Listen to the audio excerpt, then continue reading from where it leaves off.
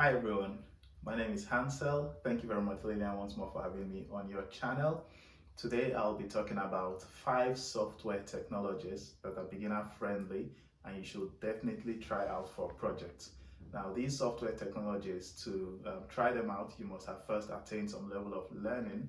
And the reason I'm introducing them is because they are easy to get into, easy to make cool projects out of. And if you're a hobbyist just like me, then let's dive right in.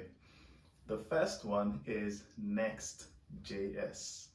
From the name JS, you can already assume it's a JavaScript framework, which it is. And to understand how to use this technology for it to be easy for you, you should first be familiar with HTML, CSS, and JavaScript.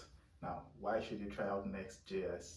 Next.js is a web framework that combines both your back end and your front end together. It offers server-side rendering, which if it's not something you know, you should definitely Google and read about. It also helps you convert whatever you build out of it, a web page out of it. It helps you convert that into a PWA, where a PWA is a progressive web application, meaning you can install what you finished building on any kind of device.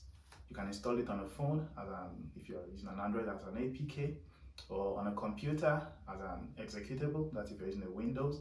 And it also has many other extra features. Definitely check out Next.js for your next project. If you want to build a personal portfolio or anything, it's very easy to get started with and to get something out of. The next one is Firebase. Now, Firebase is a product of Google. It's hosted by the Google Cloud Platform. But why I recommend Firebase is it helps you handle the back end of whatever you're working with. So for example, if you're working with a platform that requires authentication, maybe storing user data on a database and reading from that database, or storing other things like images and all that, without having to go through the stressful process of using a SQL or NoSQL database, setting all that up on your computer and all that, you can just use Firebase.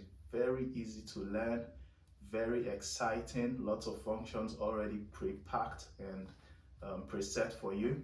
You can use Firebase to do this. You can combine Firebase with Next.js, which is a very exciting combination, or with React, or even with your HTML web page or whatever else you are building. Now, the third one, this one is a bit outside the web paradigm. It's for those who are learning C#, those who have understood the basics of C# and who are interested in gaming. It's Unity, the Unity game engine. If you are like me, who likes mobile games and any other kind of games, and if you have always been wanting to design games, build games, or just understand how game design works and maybe make something a little fancy for yourself, then definitely check out Unity, the Unity game engine. You can find very helpful tutorials on YouTube, even by just Googling. You can find written tutorials, video tutorials, even for Firebase and Next.js I mentioned. Definitely check out Unity. You can definitely get a small mini game out of it in a few hours by just starting your learning today, as long as you know C# and how to code in C#. Now, the fourth one is Moralis. This fourth technology is like the Firebase for the blockchain, for this decentralized applications. If you've been thinking about this new blockchain technology, Web3, how do I get into it? Or you want to do a project like maybe an NFT marketplace or some form of Ethereum transaction platform, or anything related to anything that's decentralized or related to the blockchain, and you require a backend where users will be signing in and where smart contracts will be checked and all that, and you just want to save yourself the hassle or learn it in a more exciting way, then definitely check out Moralis. It's spelled Moralis. Moralis. It's like I mentioned, the Firebase for the blockchain. Now, the fifth one is it's a very exciting technology. The good thing about the fifth one is you do not necessarily need to know JavaScript per se.